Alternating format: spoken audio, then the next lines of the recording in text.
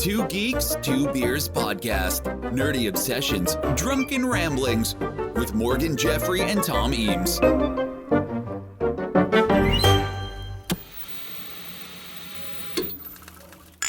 Swashbucklers. Yep, they're the Three Musketeers. Now, leading this studly crew in this remake are Sheen, Kiefer Sutherland, and Chris O'Donnell. Joined by Oliver Platt, they're doing battle against the dastardly Tim Curry.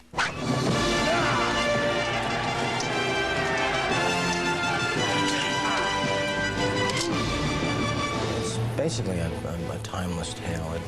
It could be three veteran cops and a rookie cop comes in,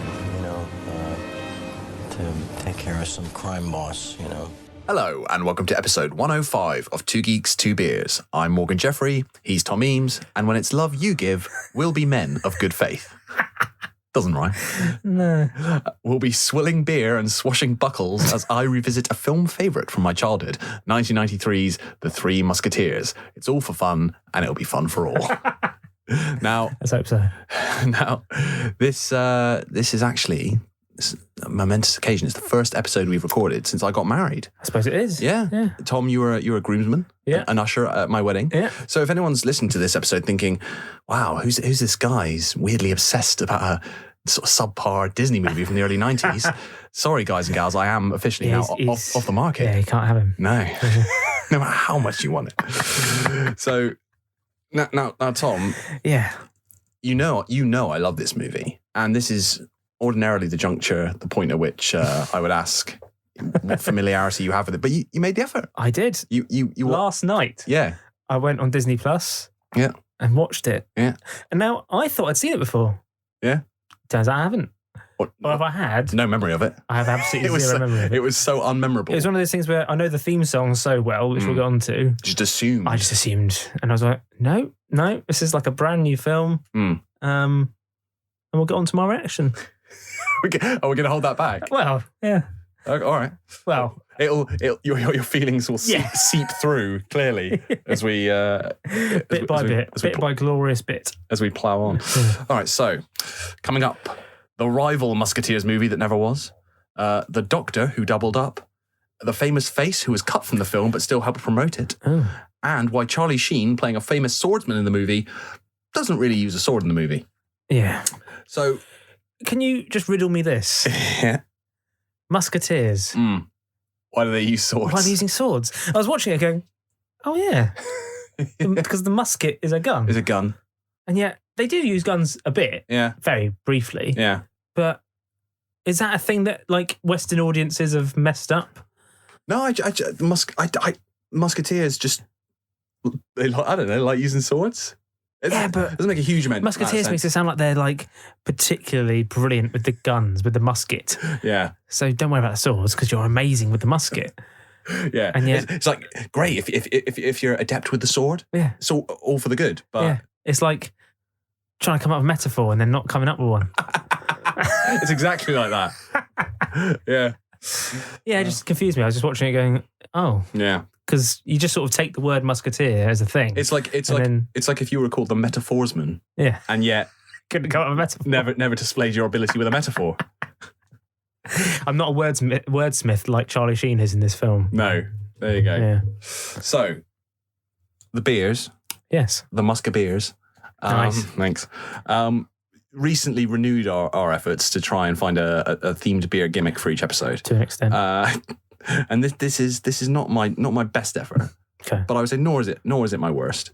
So we're drinking a Rise, which is a pale ale from Burning Sky Brewery. It's a session IPA that's perfect for the end of the day, featuring a balanced malt bill that gives a great mouthfeel and a finish that keeps on giving. Mouthfeel? A mouthfeel. Okay. Do you want to try it? Yeah. Enjoy the mouthfeel? Uh-huh. Yeah. How's the mouthfeel? Mouthfeel's nice. Yeah, it's good, that. Yeah. A Rise. A Rise. Very good. Now, a Rise, I think that has sort of musketeer vibes. Yeah. A Rise, D'Artagnan. Yeah. But also, while it's an American pale ale, and Burning Sky Brewery is based in Sussex, UK, stay with me on this, on the back of the can, it also lists an EU address for the brewery on... this is so niche. On Avenue de Châtillonnine in France. So Is this the link? So shut up. We've had worse. We've had much worse. The brewery is part based in France. And I always like it. I thought, because we've done ones in the past where the picture on the cover sort of resembled what we were talking about. Yeah. We've now got to the point where some of the text of where it's from is sort of linked to. yeah.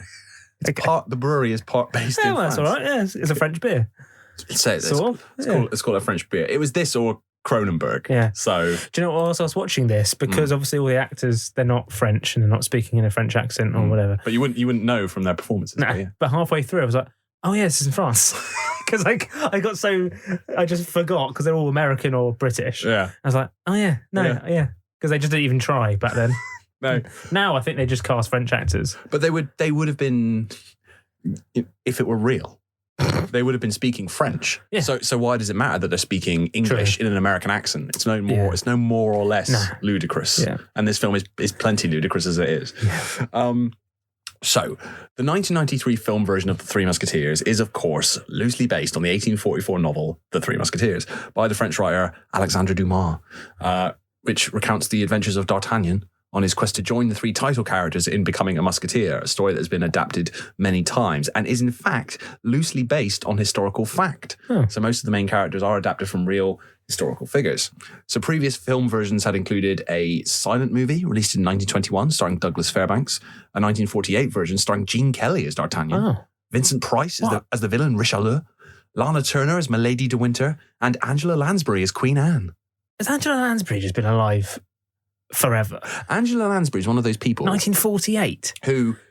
One of those people who has always been old. Yeah. Always been old. Yeah. And always been great. Don't get me wrong. But Murder, She Wrote, age she did not. like what? She was old when she's very much the Clive Dunn of.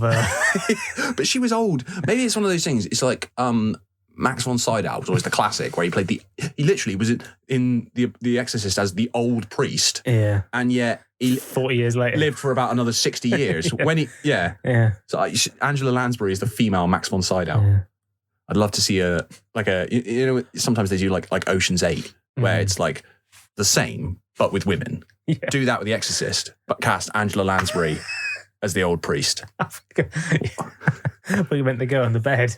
Wait, Angela Lansbury. Swap Linda Blair for Angela Lansbury. There was, of course, the popular 1973 film version of The Three Musketeers from director Richard Lester, starring Michael York as D'Artagnan, Oliver Reed as Athos, Charlton Heston as Cardinal Richelieu, Faye Dunaway as Milady de Winter, Christopher Lee as the Count de Rochefort, and Raquel Welch as Constance Bonacieux. But again, what a cast! Similar to the Poirot films, I think they just did this back then. Yeah. But I felt like this has had no legacy at all. Because I looked this up before, and I had no idea that this happened. I will put it to you that something having no legacy and you never having heard of it is not always necessarily the same thing. It's had no legacy in my head. In my own personal legacy. But it hasn't now, has it? And it's pretty well known. But because I looked it up and they did a sequel. Yeah, The Four Musketeers. And then brought it back in the late 80s. Yeah. Return of the Musketeers or something. And they all came back. Well, the ones that were still alive anyway. It clearly had enough legacy for there to literally be a legacy sequel. Yeah. Yeah. Well, here's a trailer. All right. I've never heard of it. So, in my opinion, didn't exist. Can't be a big deal. There are 6 of them and we are only 3. No. 4. What is your name, youngster? D'Artagnan. Athos? Porthos, Aramis, and D'Artagnan. Forward! Straight in there. All for one. I like that he had to say all of their names before he could decide if D'Artagnan was allowed to join them. He's like, Athos, Aramis, Porthos, and Pete. Doesn't work. No. You can't join us.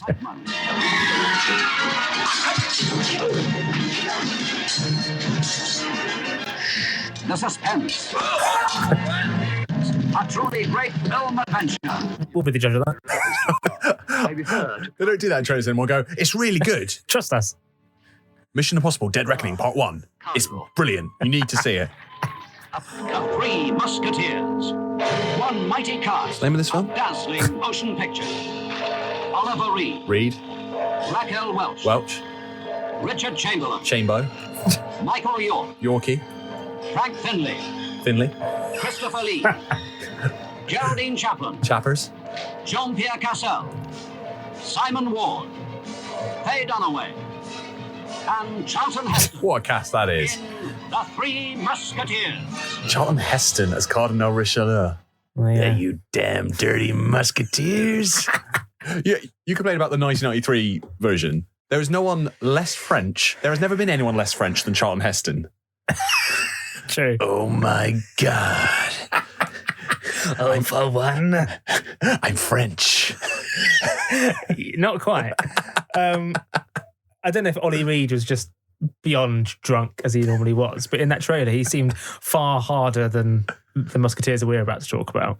Yeah. Well, also there's a bit in that trailer you were complaining that why they're not using muskets. They are musketeers. Yeah. He wasn't even using a sword. He was using a big stick. Just beating up guys with a big stick. Yeah, he was. Yeah. Ollie Reed just had a massive stick. I was like, I think that was just Ollie Reed on a night out. They just filmed it because he still had his outfit on. They didn't bother changing. Yeah. They just followed him off set. So there was also a BBC television series of the Three Musketeers in the 1960s, featuring future Sherlock Holmes actor Jeremy Brett as D'Artagnan and Brian Blessed as Porthos. Great casting. Again, I feel like I didn't realise just how much, because there's not been much Musketeer action since the 93 one, right? It killed it. They couldn't top it. They peaked. They were like, True. this is the definitive, iconic screen adaptation. Why bother making any more? Yeah, weird. And of course, how can we forget the animated adaptations? The French animated series Albert, the Fifth Musketeer, in 1994. Brilliant.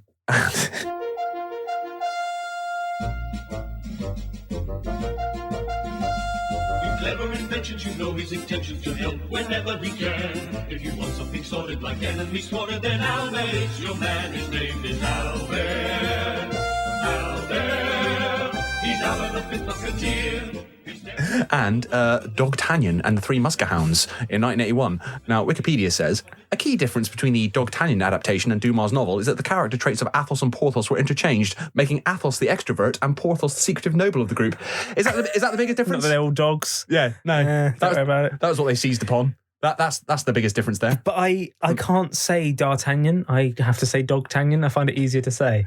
Like in this film, when I was watching it, that's all I heard. Whenever they kept saying his name, it just sounds like you're saying Dogtanian. Dogtanian. Yeah. It's a better name. It's a better name.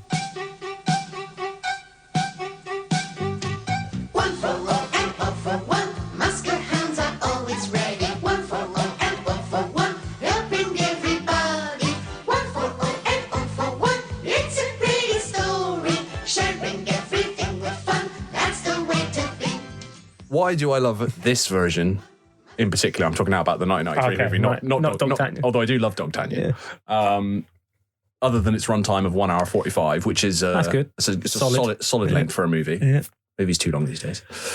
So it was released on the 12th of November, 1993. I would have just turned 7 when this hit cinemas, and it is, to the best of my knowledge, and as Patreon subscribers will know, the first film I ever saw in the cinema, or certainly the first movie I ever remember seeing at the cinema. And I have such a strong recollection of that experience.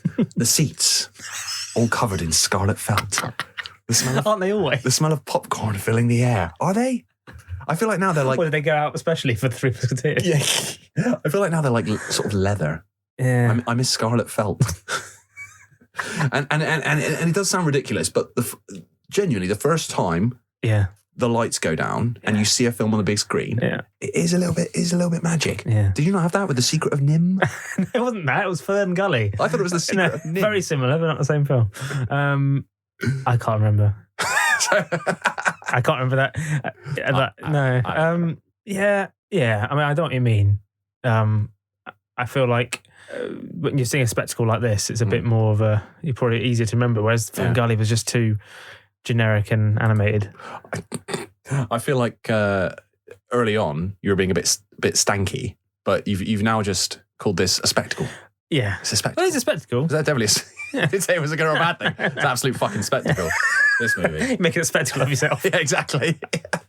So the film was mostly shot in Vienna, which means nothing to me. But I'll tell you what does mean something to me. That I only found out researching this episode. Parts of the film was shot in Cornwall. Oh, which bits? Where I don't know. The countryside bits, I assume. Yeah, the bits that look like France. Yeah. But a mere 30 to 40 minute drive from where I was living. Maybe you just knew deep down when you went to see it. I could feel it. There was a deep connection. But this is it. I thought I couldn't love this movie more. Yeah. I thought I couldn't feel more connected to it. I was wrong. There you go. So this film holds a lot of nostalgia for me. I do have a strong sentimental attachment to it. So I was slightly worried that it wouldn't hold up. Yeah. Sometimes you go back to a film from your childhood. Like, have you watched The Mask of Zorro recently? No. Have you ever seen The Mask of Zorro? A long time ago. Yeah. So I loved The Mask of Zorro when I was young. I used to watch it like once a week. Oh, it was brilliant. Banderas, Hopkins, Jones. There you go. Yeah. The trio. All fire. The trio. All firing on all cylinders. Yeah. And I went back and watched it recently. I was like, let's watch The Mask of Zorro. And it's all right, but it's like I haven't watched The Mummy for a long time, and I worry. Yeah, it's not quite. The Mummy now, though, it's gone the other way. Has it? Where I always thought The Mummy was fine, but is it really good? No, it's like people now hold it up as like, oh, The Mummy was so good. Wow. Okay. And but that makes it worse. It's like if I go back now, it's going to be even more of a drop off. Yeah. Well, come back. There's a Mummy connection here, sort of. We'll come back to it. But yeah, I went back and I watched the Three Musketeers, as you say, streaming now on Disney Plus, and fuck you, I had a great time. Really enjoyed it. But do you think it's a thing where it's so connected to your childhood? Maybe, because I watched it as a grown man, and nearly 40. And here we go. I don't know if I should save it until we've delved into everything. No, go for it now. I just a bit underwhelmed, to be honest. Underwhelmed. I thought like the reaction then, underwhelmed. Episode 105, also the final episode of 2 Geeks, 2 Beers. It's just a bit, and I'm not alone. If you look at the critics' reviews of the Three Musketeers. We'll get onto that bullshit. It wasn't bad. No, it's just a bit great. Just a bit flat. Just a bit like flat. Just a bit. Nothing really. It's just sort of meander. I liked the mood. Yeah. But it just didn't. Yeah. Didn't do it for you. It didn't have the. I like the whole. This feels like the early 90s, and I love that for it. But it just didn't. I feel like it just didn't have much happening. It's got action. Yeah. Romance. But it's also got Chris O'Donnell. Laughs. Yeah, no, I'll give you that. We'll get on to the banter. Oh, the banter. There's some great There's some banter. great moments. Yeah. I was just a bit underwhelmed. I think this movie is a throwback to simpler times. Yeah. When, much as I love Marvel, blockbuster movies weren't all part 73 of a pre-existing franchise. Yeah. You could just put something like this out there and it would be a huge box office hit. Yeah. Which it was, by the way. I feel like you had, we'll get onto the cast obviously, but I feel like you got Charlie Sheen in his charismatic best. Didn't really do anything with him. Well, he was charismatic. No, but he had I feel like they each had 10 minutes in the film. I reckon there's 4 of them. No, but I feel like if you add up their individual screen time, not actually in it that much. All of them. No, I feel like Chris O'Donnell's in it loads. Yeah. Kiefer's in it a bit more than the others, but then Paul, Oliver, and Charlie. Yeah. Yeah. I feel like Charlie's the one you'd probably want to at the time. Yeah. Yeah. Want more Charlie in it. Yeah. But I'm watching it as a 36-year-old man in 2022 as opposed to a 7-year-old kid in 1993. Yeah. Yeah, your tastes have changed. Yeah, you've got mature tastes now. So look, I didn't hate it in any stretch of the imagination. No. Just a bit, yeah. It didn't have the same power the Prince of Thieves does. Wow. Well, so that's an interesting comparison because although I said it wasn't a sequel, it wasn't part of a franchise. Yeah. 2 years prior to this, you had Robin Hood, Prince of Thieves in 1991. Which was what I assumed inspired something like this to be made. The two films are very similar in terms of their style, their tone, this idea of sort of sexing up an old classic, giving it that 90s sheen, quite literally, in the case of The Three Musketeers. The sense of humour is quite similar, right down to lifting some of the cast and crew, which we'll get onto. So in many ways, this is a spiritual sequel to Prince of Thieves. But it is baffling now that they didn't make an actual sequel to Robin Hood, Prince of Thieves, given what a huge box office success it was. And Robin Hood, Prince of Thieves makes it sound like the whole point was you're going to do a sequel. Robin Hood Retaliation. yeah. But even the Three Musketeers, I assume it did okay at the box office. Yeah, it was a hit. So I'm surprised, even if the critics' reviews weren't great, I'm surprised they didn't bother trying to, we have established these characters now. Yeah. Let's make a sequel. Yeah. It just would happen now. You would just... If it remotely did okay at the box office, you'd just make a sequel. But both this and Robin Hood just didn't happen. And it's just weird. Yeah. Whereas the Musketeers back in the 70s, give them 3 sequels, whatever it was. And that has no legacy. No legacy. Never even heard of it. Might as well have happened. And yeah, it had 3 movies. Did it? Who cares? So, but instead of making... No one made a Prince of Thieves sequel. Instead, Disney said, for a bit of that action. What's a bit like Robin Hood? Musketeers? 3 Musketeers? Yeah. Sold. That's fine. lunch. Here's the trailer. You're under arrest. 5 of them, 3 of us. Hardly seems fair. Maybe we should give him a chance to surrender. Excuse me, but there's 4 of us. Pathos, Porthos, and Aramis. Hello. Nice to meet you again. Pleasure. Now, we're prepared to resist. Walt Disney Pictures presents the story of the greatest heroes who ever lived. Yes, ever lived. Long live the Musketeers! It was a time He did have a musket then. was irresistible. Did I miss anyone? King's life is in danger. We have work to do. Kiefer Sutherland looking like a sexy lion. That music. What's that? Robin Hood, Prince of Thieves soundtrack, probably. I'm rewinding that. Live. King's life is Listen. in danger. We have work to do. 1,000 gold pieces. What's that? That's another film. What's that? I don't know. What's that? Come back to it.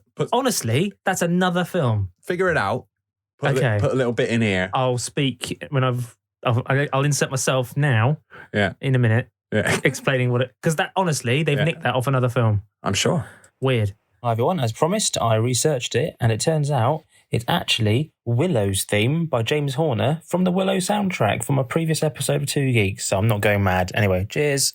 Their heads dead or alive. I prefer Kill him! dead. Adventure was everywhere. I hope we're not interrupting. Kill those musketeers. Champagne? We're in the middle of a cave, Porthos. And friendship Right. Something red. was the greatest weapon of all.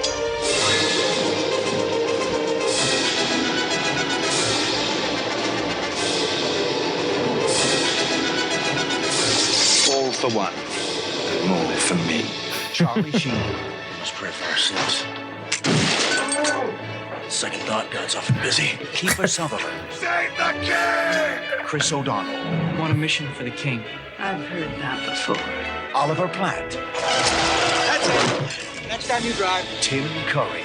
Snap of my fingers, and you could be back on the block where I found you. And Rebecca De Mornay. Rebecca De Mornay. Rest. I could change your religion. The Three Musketeers.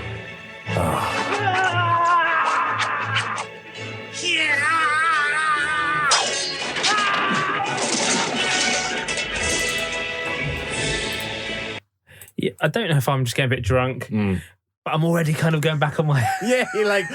I'm sort of listening, watching it, thinking back to it from last night. Maybe I wasn't paying attention properly. I was like, actually, no, I like that bit. And that bit was good as well. Yeah. I actually quite like that bit as well. Yeah.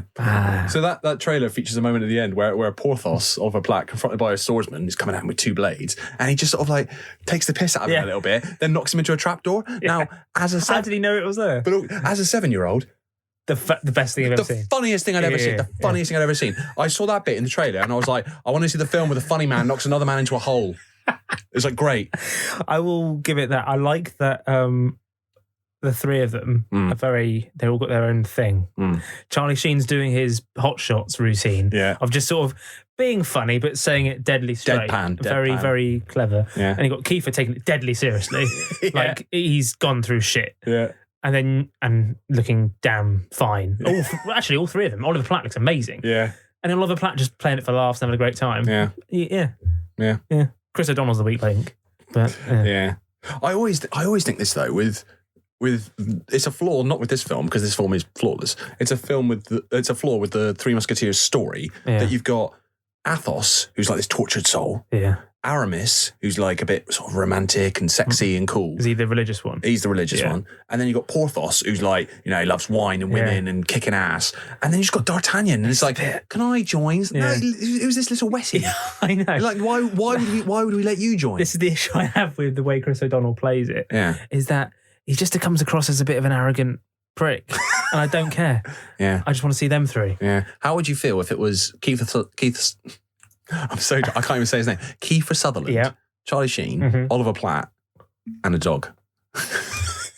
And Dogtanian joins. You turn around. That'd be amazing. That would be great. Wouldn't it though? Imagine if they just had a dog as part of their team. It'd be far better. Not even an animated dog, just like an actual dog. It'd be amazing. And they're like, absolutely. I've got a fourth musketeer. He's going to join us. Dogtanian. Like, who's it going to be? Dogtanian. And it's just, but it's just a dog, but with a little musketeer's outfit and a little hat. Yeah. Yeah, I'm sure you'll get on to who could have played who, but I will. I was just thinking, what you've heard this podcast before? What D'Artagnan should have been in this film is like a like almost a Michael J. Fox style, Martin McFly style kind of like. It doesn't need to be. Are you telling me that I could have joined the Musketeers? But likable. Yeah. And you root for him, and whereas he's just like this little shit who's just. Yeah, ripped beyond belief, and just like desperate to be in the Musketeers, but doesn't know who any of the Musketeers are because he disses them all as he first joins them. Do your research. Yeah. He's like, "Hey, can I join the Musketeers?" He's like, "We're Aramis, Athos, and Porthos. I never heard of you. You can't have any legacy." So in 1992, Walt Disney Pictures, Columbia Pictures, and TriStar Pictures simultaneously began development on 3 separate adaptations of the Three Musketeers, presumably all after that sweet Robin Hood box office. Did they get made? The other ones? No. So Disney won. Disney won. Disney purchased a screenplay from David Lowery, best known at the time for writing Star Trek V: The Final Frontier in 1989, and the Wesley Snipes action thriller Passenger 57 in 1992. Lowery, however, had also been hired by Columbia to write their version of the film. He was 2-timing them. Naughty David. But the matter was eventually settled out of court.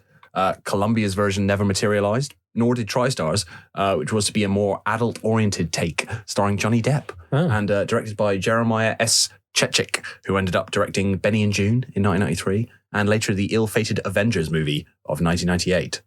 John Steed. See, Johnny Depp as D'Artagnan. Great. Yeah? Yeah.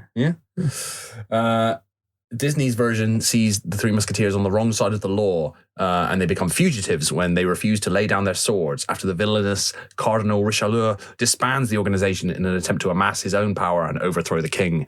He decrees that these 3 fugitives must be eliminated. Meanwhile, D'Artagnan, a little shit, out to avenge the death of his father at the hands of the Cardinal's henchmen, and Rebecca de Mornay's Milady de Winter get mixed up in the fight to stop the Cardinal and defend their beloved France from corruption. Nice. Kill those Musketeers! They're trying to murder the king!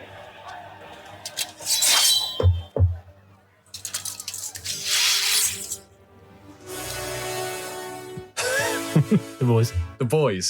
Save the king! So the movie was directed by Stephen Herrick, a sorely underrated filmmaker. You might not know the name, but you'll definitely know the movies. Okay. His career as a film director took off in 1986 with the cult horror classic Critters, followed by the hit comedy Bill and Ted's Excellent Adventure in 1989. He then directed another cult favourite, Don't Tell Mom the Babysitter's Dead in 1991, before becoming a go-to director for the Walt Disney Company throughout the 90s, helming The Mighty Ducks in 1992, The Three Musketeers in 1993, of course, and the live-action 1996 remake of 101 Dalmatians starring Glenn Close. What a career. Solid. The music for the film was composed by Michael Kamen. Our favourite. Who's come up on this podcast before, yeah. He was a true great. He co-wrote with Eric Clapton the groundbreaking soundtrack to the equally groundbreaking television series Edge of Darkness, future episode fodder, I think, and went on to score such film classics as Brazil, Highlander, License to Kill, the Lethal Weapon series, Die Hards 1 through 3, Memento, And one of your personal favourites, Tom, Frequency, starring Jim Caviezel and Dennis Quaid. Definitely doing that at some point. Amazing. Kamen also, of course, composed the score for Robin Hood, Prince of Thieves. They were literally like, get Kamen. Get Kamen. Get Kamen. How do you have time to do anything else? You're just constantly working. So the cast, as we've touched upon, a perfectly cast movie. Yeah. Well, bar possibly one or two exceptions. Yeah. So as the suave Aramis at the height of his powers before all the bad stuff. Yeah. Charlie Sheen. You forget like how just solid and great he was. Yeah. Just like really cool and just funny. And Great. Yeah. Oh, Sheen was originally sought for the role of Porthos, but apparently insisted instead on being cast as the more romantic Aramis. He was like, I don't want that part. I want to play. So this is after Hot Shots, isn't it? Well, so he filmed Hot Shots Pot 2 just before this. Wow. Which we will come back to. And Platoon had already happened by now, hadn't it? Platoon was way back when. As the moody, brooding Athos, post his early movie success in the likes of Young Guns, Flatliners, and A Few Good Men, but pre his career comeback in 24, a red-hot Kiefer Sutherland. Yeah, he's really good. Yeah. And like, because I was trying to think, where was he in his career at this point? Because it's a good nearly 8 or so years before 24. Yeah. But like, he wasn't really a thing at this point, was he? Well, he still was, like but- his early movie success was behind him. Yeah. 24 was ahead of him. Slap bang in the middle. Yeah. The highlight of his career. Yeah. The Three Musketeers. Yeah. And he had previously appeared alongside Charlie Sheen in 1988 Brat Pack Western Young Guns as the wide-eyed newcomer D'Artagnan. Who else but the number one clean-cut 90s kids, Chris O'Donnell? Yeah, no, I'm being mean to Chris here, but I just, he's okay. Well, see if you would think that any of these would have been better. First choice for the role. Talked about the mummy earlier. Brendan Fraser. He was apparently first choice. He would have been great. Yeah. He'd been really good. He would have been really good. Whispering it in case Chris can hear. Sorry, Chris, but Brendan Fraser, are you? Brendan Fraser would have been better. That's a shame. Why didn't he do it? I don't know. What else was he doing? Jordan's Jungle was years away. I don't know. Fucking hell, Brendan. I don't know.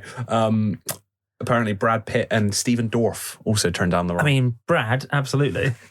Dorff, all I remember him for is Britney Spears' Every Time video. That's all I remember him for. And for playing the villain in Blade. Oh, of course. Yeah.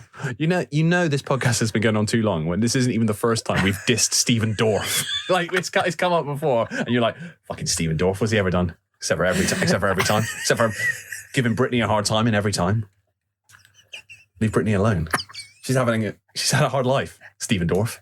Like, we actually think he did it. Sort of, like, it's his fault. But like, we do that. We sort of resent Stephen Dorff a little bit. Like, leave her alone. Let her have a bath. Let her have a bath. She have a bath in peace. She just wants to have a bath, Stephen. Oh, it's true though. Like, I sort of weirdly like take against him because I'm like, why was he so mean to Britney? As the rambunctious Porthos, who, as I say, loves wine, women, and song. And schools D'Artagnan in, and a direct quote, the manly art of wenching. So I'm going to teach you about the manly art of wenching. Yeah. I'm sorry, what? Yeah, he Oliver Platt. Yeah. That's his name, by the way. Yeah. He was great. Great in this. Like, he's obviously a bigger fellow. Yeah. But like sexy in this film. like strangely sexy. I feel like it's a highly fuckable cast. Like, there's who is not sexy in this movie? Except maybe Tim Curry. But you would, wouldn't you, Tim Curry? Yeah, but actually I've said that. Now I feel bad. Yeah. Tim Curry is very sexy. Yeah, every single one. No. Who's the guy you'll get onto, I'm sure, with the eye patch? Michael Wincott. Yeah. Yeah. He's a looker. Yeah. Gravelly voice. Yeah. Great. No, just a very sexy cast. Yeah. Oliver Platt, of course, also appeared opposite Kiefer Sutherland in Flatliners. Of course. So Kiefer, Chris O'Donnell and Oliver Platt all endured 6 weeks of fencing and riding lessons for this movie. Charlie Sheen missed the training as he was still filming Hot Shots Pot 2, so he just didn't bother, never learned it. As a result, his character Aramis often resorts to fisticuffs rather than swordplay in the film's fight scenes. I love that. Charlie just didn't bother. He just didn't bother. Charlie Sheen won't have been too upset to have missed out on the riding lessons because apparently he hates horses. Hates horses? Charlie Sheen hates horses? I know. It's like such peaceful beasts. Unless they like broke your legs or something. Why would broke your legs? You fell off one or something. Like, why would you? Like Drew from Neighbours. Just thinking of Drew from Neighbours. You think Charlie Sheen just watched Neighbours and was like, I'm not getting one of those. They fucking killed Drew. Do you remember that? Libby was Drew was the sexiest man in Neighbours history. Yeah, he was so sexy. He was so cool. So sexy and cool. And Drew and Libby in particular were like the power couple. You loved them. And he was on a horse. Yeah. And I don't know if the guy who played Drew was just livid about what they were about to do to his character, but he was just sort of running around on it, and he just went, and then fell off. Yeah. And like, dead. Instantly died. What? Yeah. He's not just paralysed. No, he's dead. Dead. Yeah, but nothing happened to him. He just fell off a horse. Yeah. Yeah, no, dead. Topical because as we record this, Neighbours is approaching its final episode, and one of its greatest missteps. Justice for Drew. The brutal death of Drew. Yeah. Justice for Drew. Totally unnecessary. I like the idea that Charlie Sheen watched that and was like, I'm not getting on a horse. Kill my boy Drew. They killed my boy Drew. Tom's stomach's also mad about the untimely demise of Drew. So as the villain of the piece, Cardinal Richelieu, it's the 90s. Who do you cast as a villain? You can't go Rickman because they've just done him in Prince of Thieves. So who else is an absolute master of screen villainy? Tim Curry. And he's fantastic in it. He's always fantastic. But never disappoints. I feel like when you watched it, I felt like they filmed it in scene order. Yeah. Because at the beginning, he's sort of playing it seriously. Yeah. And then by the end, he's just fucking about. He figures out what film he's in. He's just got, oh, so this isn't real. I'll ham it up then. Oh, you want me to be 20 times the hamminess. Okay, right, fine. And he just fucks about and he's just laughing. It's a delicious ham curry. That's what it is. At the beginning, he's like saying the lines seriously, like he's a Shakespearean actor. Yeah. And by the end, he's like, ha, ha, ha, ha, and just taking the piss. Brilliant. As Milady de Winter, a beautiful and evil spy of the Cardinal, and also Athos's ex-wife, Rebecca de Mornay. Winona Ryder was also considered for the role. Oh, okay. Yeah. And now, is this really stupid to say? Does the word milady come from this? You know, you go, milady? Well, like Parker from Thunderbirds. Yeah. Milady? It's like a title. Yeah. I think it's not like it's not her name.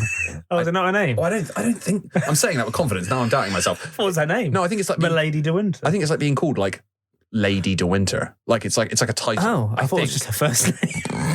I don't. Neither of us know the answer to this question. I don't. I'd love to heap scorn upon you. To prove that we have listeners, can you tweet us or something just to explain? Because we can't be asked to just look it up on Wikipedia right now. Yeah. So just tell us: is Milady a first name or is it a title? A title. Well, I think because again, going back is this where Parker nicked it from?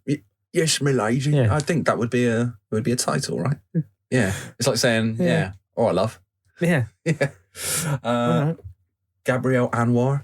Who just the year before starred opposite Chris O'Donnell in the Al Pacino movie Scent of a Woman.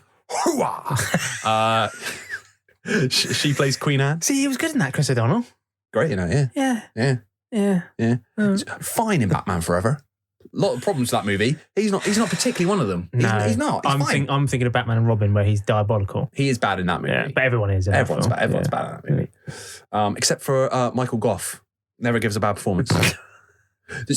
Have you ever, there's some movies that are like terrible movies, but there's like one redeeming feature. Yeah. There's one genuinely a brilliant the Alfred scene with George Clooney. You know what I'm saying? Yeah. It was good. A brilliant scene in Batman and Robin where Alfred's dying and he's like, I love you, old man. Genuinely great scene. Not all films can be like The Musketeers where every single scene is great. Yeah. As Captain Rochefort, the henchman to Richelieu, their imagination did fail them somewhat here, where they cast Michael Wincott, who had also played Guy of Gisborne, the Sheriff of Nottingham's henchman in Robin Hood, Prince of Thieves. Same actor. Yeah, same thing, isn't it? Same performance, really. Wincott would later reunite with Kiefer Sutherland, playing hacker Adrian Cross in 2014's 24 Live Another Day. Oh. Yeah. Julie Delpy, probably best known for her appearances in Richard Linklater's Before trilogy. She plays D'Artagnan's love interest, Constance. Yeah. Paul McGann. Now, I love Paul McGann. I will take as much Paul McGann as I can get, but what? I don't think you spotted this. So Paul McGann plays D'Artagnan's immature nemesis Gerard, who believes D'Artagnan has dishonoured his sister, and who, according to Disney Wiki, likes winning, fighting, finishing off D'Artagnan, restoring his family's honour, and dislikes losing and D'Artagnan being alive. He just hates it. It's like, he's still alive. But he's what? Hamming it up. Talk about ham curry. McGann. I messaged you just saying, what have they done to Paul McGann? Look how they've massacred my boy. I don't know what they're... You've got one of the most beautiful men alive. What are you doing? Again, what a sexy cast. Because I'm thinking of... it's Guy of Gisborne, actually, in Maid Marian. Mm. You know, the wetty. Yeah. That's what they've done to him. I'm like, why have you done that to Paul? Cast Martin short if you're going to make a silly character like this. Do you want to have a blast of Paul? Yeah, if you have to. Yeah. In the name of God. In France, correct? France, indeed. My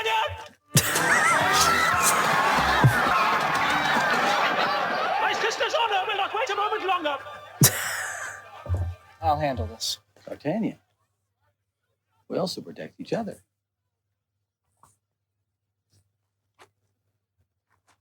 All for one, one for all.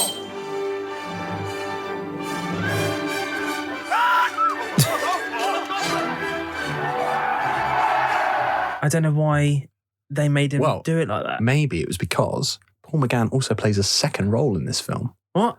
He also plays one of the cardinal swordsmen. He's just one of the... He's just want to... Go... All right, let's go back. Let's go back to the trailer.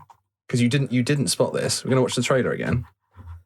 Keep an eye. It can only have been like for 10 seconds. It's quite a big role. Pay attention.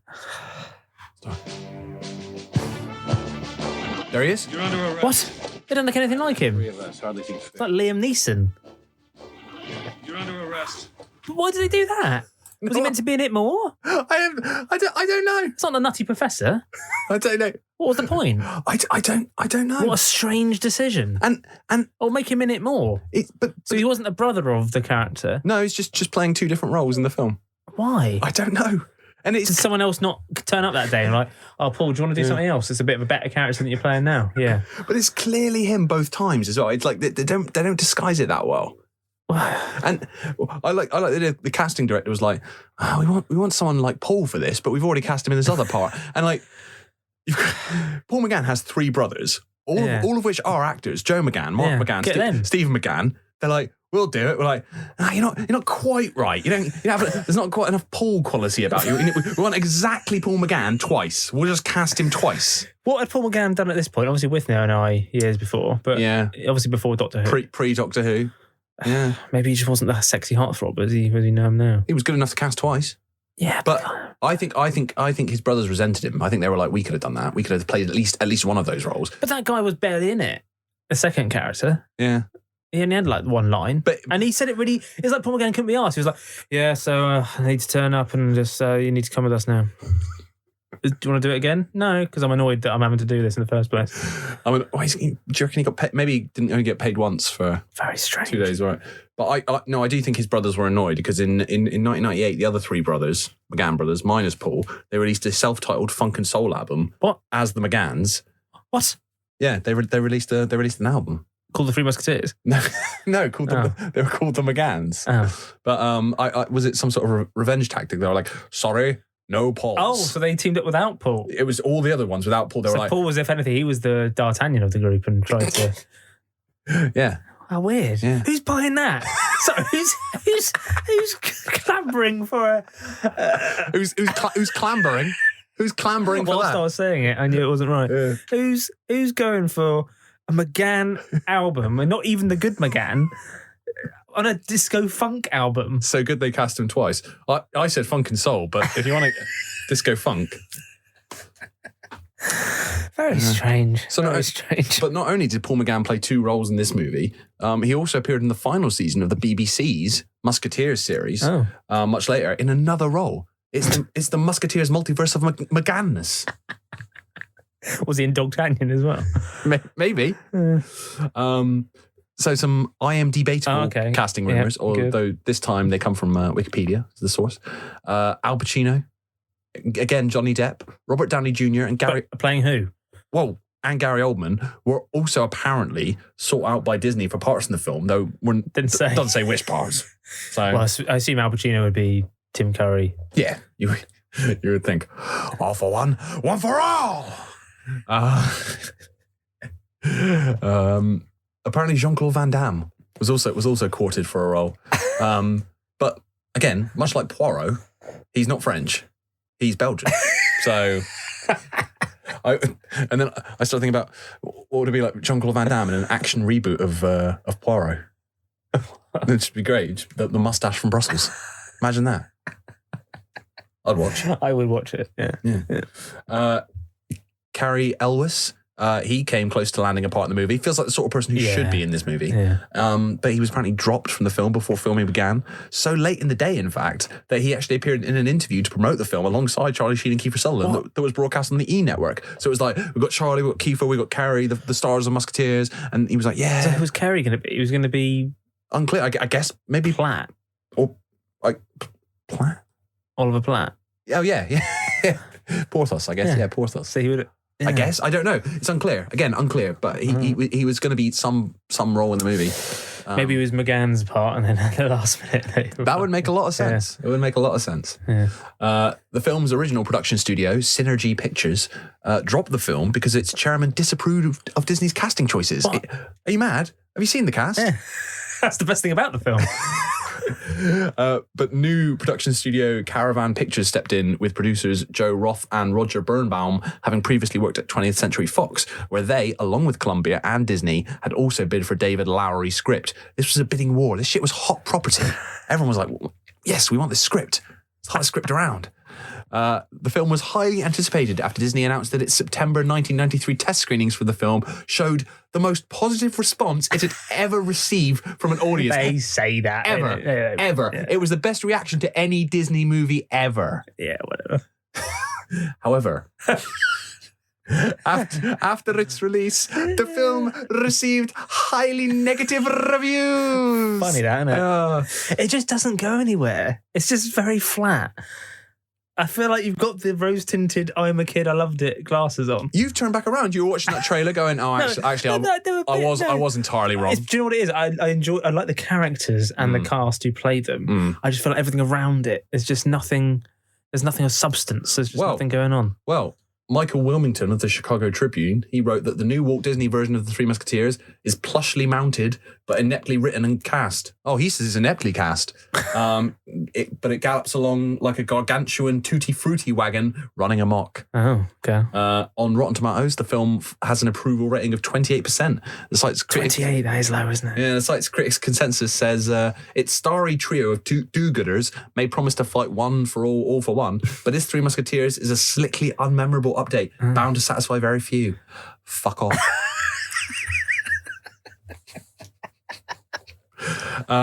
When released in theatres, this movie was preceded by the opening scene from the then upcoming movie, The Lion King. Maybe that's why people were disappointed, because I love the Three Musketeers. Lion King is great. Yeah. Can you imagine if you watched the first scene of The Lion King and they're like, I want to watch that. And then this other film came on. Yeah, exactly. And then you're like, oh, God, I was in the mood for watching Lion King, actually. And then it's like... That's a weird thing to do, isn't it? Playing a whole scene. The weirdest example of that. So it doesn't... It's not like a common occurrence, but it does happen every so often. And me and my friends had gone to the cinema to see The Expendables, right? Yeah. And they... Prior to screening The Expendables, they chose to show us a whole scene from another movie, not a trailer, like a scene, much like this. Do you know what film what film do you think they chose to show a scene from prior to a screening of The Expendables? One of the Fast and Furious films, or yeah, you would think something along similar lines. Bridesmaids, which I've since gone back and I've since gone back and watched Bridesmaids, and you know, it's a good film. It's a great film. It's not the same mood, is it? But they showed the scene from Bridesmaids. We're like, oh, I can't wait for a bit of, adrenaline-fueled action with Stallone and the boys. And they showed the scene from Bridesmaids where they all shit themselves. Yeah. I knew it was going to be that. It was a scene, and it's like, I'm here for Stallone kicking ass, not Melissa McCarthy shitting herself in the street. But what were they thinking? Like, this is our crowd. This is who we should aim this at. These guys are like toilet humour. It's fine. Well, yeah. I don't know what they were thinking. So, despite sniping from the critics, the Three Musketeers, which cost $30 million to make, it grossed $11.5 million in its opening weekend alone. Okay. Placing it at number one at the US box office. It went on to gross $53.9 million in the United States and Canada, and $57 million internationally, for a worldwide total of $111 million. Back then, that's all right. Yeah, it was solid. Yeah. Broke even. And I feel like now, yourself excluded, it does have a bit of a following. Yeah. You know, people look back, they love it. So I put out the call on social media channels. On Facebook, James Pilson Wood simply said, "Love that film." Yeah, fair enough. So do I, James. So do I. Yeah. On Twitter, Howard Pirat said, "It's the best movie that Kiefer and Charlie Sheen performing together." Yes, it's better than Young Guns. That's not saying much. I'm just saying, of the two films, it's really good. Yeah, it's better than Young Guns. Howard also says, and you won't disagree with this, he says it may have the best song ever recorded for a movie. Yeah. Yeah. Yeah. So the best thing about the film. This is, I mean, it is though. It's the best thing about it's the best thing, but there are a lot of good things. Yeah. So with this film, again, they'd hired Michael Kamen as composer, but they didn't just want to match Prince of Thieves and its ubiquitous theme song, "Everything I Do it for You." Yeah. They wanted to outdo it. Yeah. So they brought back Bryan Adams, who co-wrote the song "All for Love" with Kamen, and the legendary music producer and songwriter Robert John Mutt Lange, who produced albums for the Boomtown Rats, AC/DC, Billy Ocean, Nickelback, and his wife, Shania Twain, also co-writing most of her album "Come On Over," which, this is not really on topic, but "Come On Over" by Shania Twain It's huge. is the best-selling studio album ever by a female act, the best-selling album of the 90s, and the 9th best-selling album ever in the United States. That does impress me much. So Brian's back, but you can't just bring back Brian. Needed to up their game. Yeah, and clever, because Musketeers. They wanted that Three Musketeers vibe. Yeah, clever. So they bring in Rod Stewart, the one man who can match Brian, gravel for gravel. Yeah. And Sting, sort of does the bits in the background. But it's like the Spider-Man No Way Home of 90s pop. Really good. Incredible. Yeah, awesome. I love all this preamble. There's like a bit of a backstory where Brian and Sting are on time. Is that Kamen? They're waiting for Diva Rod to show up, and they're like, Funny hat, but not wearing tights. Where's his old child? There's a bit in a minute where Sting just takes the piss out of Bryan Adams. He just goes, because if anything, Brian's the little kid of the three. Yeah, he's by far, if they're like brothers. Yeah. Rod's rocked up. You're an hour late. You're an hour late. There's a bit You were wearing white side. in a minute where Sting just goes, "When is love you give?" Just to absolutely takes the piss out of Brian. As well. You met String, haven't you? Rod's rocked up, looking ridiculous. Rod looks the same now. It's like 30 years ago. Sort of vanished on me. What a dick. Sting just about to do it, just about to launch into it, and Sting just absolutely. Love you give. I'll be a man of good faith. So good. Love you live. I'll make a stand, I won't look. I'll be the rock you can build on. Because it's like all three of them at their peak. It's like Sting and Brian. This is great. I could listen to this forever. Yeah. This can't possibly get any better. Oh, it can. When there's love inside, I swear I'll always be strong. And there's a reason why I'll prove to you we belong. Now it's just those two, Rod and Brian, trying to out-gravel each other. And Sting's like, well, I got to do something. I got to do something. So like, what can I do? I've got quite a powerful voice, I guess. Yeah. Hey. Let's make it. Oh! Yeah, Sting's really good at the. Oh! I've got to say, at this point, Sting looks very sexy. Yeah. He was. He made that receding hairline work for him. Yeah. It's one for all. It's one for all. When there's someone that you know, then just let your feelings show and make it all for one, all for love. Incredible. And like, yeah, I feel like it just again hasn't had the legacy in the same way that I love it, and it's one of my favourite songs. But compared to like Everything I Do, it's not had the staying power, and I think it's because Three Musketeers isn't held as highly as say Prince of Thieves. It's not remembered as much, even though it was a big hit at the time. I think, and I'm going to whisper again. I think it's better. I think it's better than Everything I Do for You. I think it's a better song. It's weird. Everything I Do is that's the song you'll still hear on the radio. Yeah.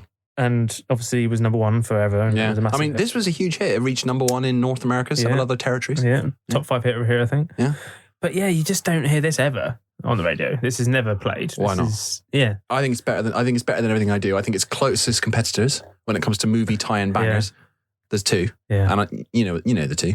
Kiss from a Rose. Kiss from a Rose by Seal from Batman Forever. And Chad Kroeger. Hero. Yeah. Chad Kroeger featuring Josie Scott from Spider-Man. Yeah. But it's the sheer arrogance of this song. Because it's like, fuck you, we're going to bring the three of them together and just fucking hell. Look at it, listen to it, love it, you'll buy it. And it's really good. Yeah. And the harmonies at the end are insane. Yeah. Like, it's so good. I'll play it now. Let's make it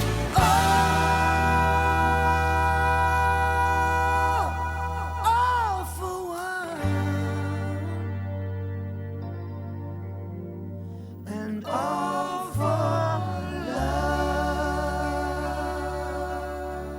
I mean, lovely, orgasmic. I mean, it's just so good. But yeah, it just hasn't had the staying power, and it's a shame because you know I'm slagging off this film, but it deserves more love than it has. I feel like it was just forgotten. I feel like it happened, and then no one cared about it ever again. It's not had like a reappraisal. No, it's not come back. This film is so underrated that even you, who don't even particularly like it, think it deserves more credit. Well, it does. It deserves to at least be a thing. Yeah. I just feel like everyone just forgot it happened. Yeah, which is weird because it was obviously a big deal and it did well at the box office and had a massive hit single. Yet nothing. Yeah. No. Where's the legacy? Where's the legacy? There's no legacy. It's like Musketeers films just have no legacy. But for me, it's like Avatar. Yeah. Zero legacy, in my opinion, despite being the biggest film ever made. That is actually true. Avatar has no legacy. Because if you asked anyone on the street, who's in Avatar, you're gonna go see Avatar 2? Not really. No, I ain't going. But it'll probably do really well. But if you asked the everyman who starred in 1993's Three Musketeers, I bet most people on the street have a clue what you're talking about. No. Who sang All for Love? No one have a clue what you're talking about. No. It's a shame. We'll change it with this episode. This is going to be the beginning. Yeah. The beginning of something. But, I mean, listeners, in your opinion, what is the best ever movie tie-in song and why is it All for Love from the Three Musketeers? Let us know. Podcast at 2geeks2beers.com or at 2geekscast on all the socials. So that is it. Final thoughts? Yeah, I think my whole thing is just the lack of memory for this film. I think I went into it because I knew the song so well. I thought it was a bigger deal than it was. Yeah. And I've watched it and I was like, I don't remember this at all. No. And then I looked it up a bit to see what the reviews were at the time and how it did. I was like, no one really liked this film, did they? No. And it just sort of went, oh. But they're wrong. Yeah. It's great. Yeah. Maybe I'm being too swayed by the reviews and just being overly led. I think so. But as I say, the performances were good. Yeah. And the whole scene where they're just the boys and there's a whole scene where the three of them are talking about how to make out with women. Yeah. And they just do. Apart from Kiefer, who's in the corner, he doesn't want to be involved. No, but the rest were just, and they just sort of make out with the same woman sometimes. I was like, well, this wouldn't get made now. But it was a lot of fun. And so, the characters were good, the cast were good. Yeah. I just feel like... I don't understand what your problem is. I feel like the plot and the writing wasn't the best. Yeah. And I feel like... There was a bidding war. Yeah, there was a bidding war. Do you know what else I'll give it to them? Do you know what I'd never be able to do? Is holster a sword. No, just stab yourself in the leg. When they just do this number and they're running on a horse. Yeah. And they got the sword and they they just sheath it without even thinking. Yeah. And I'll be there going, hang on. I just can't. Yeah. And then stab yourself in the knee. Yeah. Yeah. How many outtakes are there just trying to Sheen, just stabbing himself? There's no way they do that first time. No. Anyway, I enjoyed it, I guess. Brilliant. Thanks for that. But it's it deserved better. Yeah. And it deserved a sequel. Yeah. It earned a sequel. Yeah. I didn't really like it, but it deserved better. So that is it. You can find all 104 previous episodes all at 2geeks2beers.com, including installments on 90s movie favourites like The Rocketeer, Space Jam, Armageddon, and many more. You can also subscribe via our website to your preferred podcast outlet of choice, including Apple Podcasts, Spotify, Amazon Music, Stitcher, Podbean, and you can rate and review the podcast and become a 2 Geeks supporter on Patreon. And if you visit our site or head directly to patreon.com/2geekscast, you can sponsor us, helping to fund our recording sessions, our equipment. All your money goes directly back into making the show. And depending on what tier you choose, you can get different rewards, including exclusive Patreon-only minisodes, outtakes, personalised thank you videos, merch, including a 2 Geeks mug and T-shirt. Brilliant. You can't get anywhere else. And even a mini episode or full-length episode that's exclusive to you. What a bargain. Yeah. You can also email us, podcast@twogeeks2bears.com, and send us feedback, thoughts, and suggestions for future episodes. As ever, thanks for joining us. I've been Morgan, he's been Tom, and we've been the wall that protects you from the wind and the rain, from the hurt and the pain. Yeah! Yeah! Hey!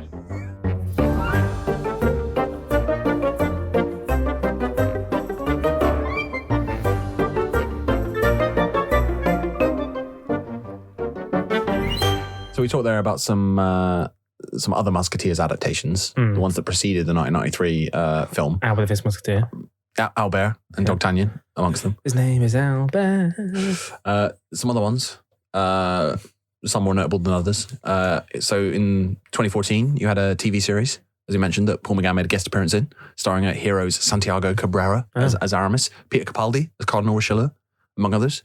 There was the Three Musketeers film in 2011. Was there? Yeah, directed by Paul W.S. Anderson of Resident Evil and Mortal Kombat fame. Starring Matthew McFadden as Athos, Ray Stevenson as Porthos, Luke Evans as Aramis, Mila Jovovich as Milady de Winter, Mads Mikkelsen as Rochefort, Christoph Waltz as Cardinal Richelieu. James Corden's in it for some reason. I'm surprised you don't know this. Take That wrote and recorded the official single entitled When We Were Young. Yeah. It's no All for One, All for Love, is it? Do you know what? That was a classic example of, they didn't write the song for the film. It was just a song they did. It was a good song. Yeah. But they were, I think, was it Matthew? Anyway, one of their mates did the film. And they were like, have you got any songs lined about, Gary? And like, is this one we got on the album that we're coming out? Yeah, that'll do. Is it anything to do with the movie? Nah. They just sort of put in a bit where they're like, and we've got some muskets. But it's just a nice ballad. It's got nothing, it doesn't fit. Yeah. It's no All for, no. It's not an All for One, All for Love. But no one remembers these. So there was La Femme Musketeer, a TV movie produced in 2004 and aired on the Hallmark Channel that saw Michael York reprise his role of D'Artagnan from the old movies. Is it connected? Well, I mean, he's back, so is it canon? Who knows? And it also starred Footballer's Wives star Susie Amy as his daughter Valentine D'Artagnan, and John Rhys Davies as Porthos. What? I've seen it. It's absolutely dreadful. Absolutely dreadful. But I love the idea that's still technically connected to the 1972 film. Yeah. That's amazing. Yeah. And The Last Musketeer in 2000, a TV movie starring Robson Green as a reformed crook turned professional fencer who uses his skills to fight gangsters. That's nothing to do with it, is it? It's like a modern day Musketeers. But Robson Green. But there's only one Musketeer, and it's Robson Green. Wow, that's what it's come to. All right, that was like 5 years after Robson and Jerome as well. So he's obviously trying to shake off his his clean cut image by playing a crook turned professional fencer. That'll classic career path. Wow. Okay.